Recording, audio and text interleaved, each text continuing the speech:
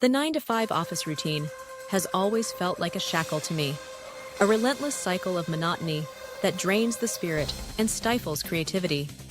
My experience as an operator in a corporate setting solidified my disdain for that rigid structure, an environment that was far from conducive to the aspirations I held close to my heart. I had entered this role with the hope of gaining some valuable experience, but what I encountered was an atmosphere that felt more like a cage than a launch pad. During my training for the entry-level position, I quickly realized that the bulk of my day was often spent waiting for tasks that didn't materialize. There were stretches of time when the work simply didn't demand my attention, and in those moments, I found myself diving into the world of databases, scripts, and programming languages. I was hungry for knowledge, eager to learn skills that would propel me toward a future that felt more aligned with my dreams. The irony wasn't lost on me. While my colleagues engaged in endless chatter about their personal lives, I was quietly plotting my escape from the confines of that office. The atmosphere was thick with gossip, a constant hum of chatter that became grating after hours of exposure. It was as if the office had transformed into a high school cafeteria, where relationships flourished and floundered in equal measure. I watched as coworkers paired off, their flirtations spilling over into the workspace, the sound of their laughter echoing in the sterile environment. Those who were dating often brought their partners to the office during lunch breaks, creating a social dynamic that I found overwhelmingly distracting. The pressure to conform to this unspoken expectation of dating within the workplace loomed over the younger employees, particularly those of us in our 20s. The older colleagues seemed to take it upon themselves to encourage these relationships, as if coupling up was a rite of passage that would somehow validate our existence within the company. For me, this environment was suffocating. I longed for a life that was vibrant and full of passion, a life where I could pursue my dreams of becoming a singer and actress. Instead, I was surrounded by negativity, a palpable resentment simmering beneath the surface among my coworkers. It was disheartening to witness.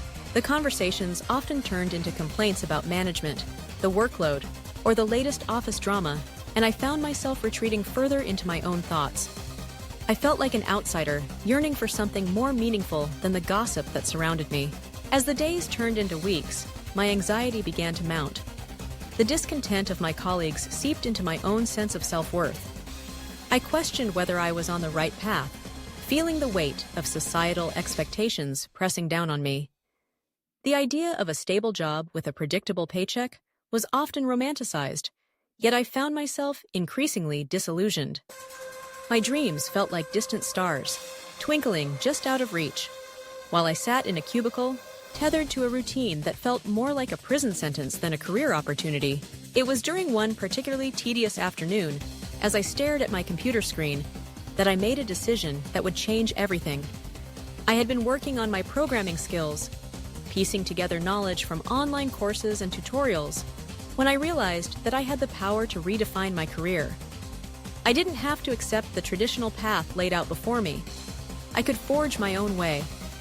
The thought ignited a spark within me, and I began to formulate a plan. I would transition into freelancing, a world where I could choose my clients and work on projects that excited me. The moment I made that decision, a wave of relief washed over me. I started to envision a life where my time was my own, where I could wake up each day and decide what I wanted to focus on. The idea of being my own boss was exhilarating.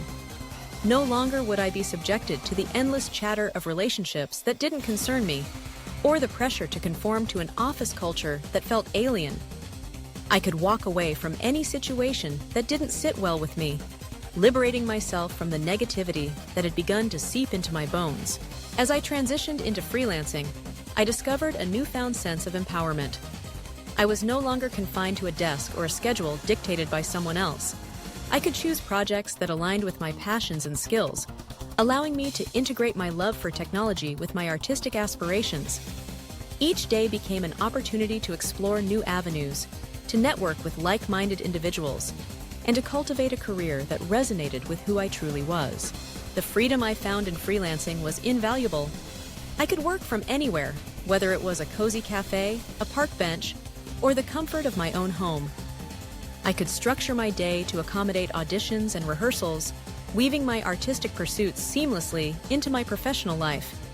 The weight of anxiety that had once burdened me began to lift, replaced by a sense of fulfillment that I had longed for during my time in the office.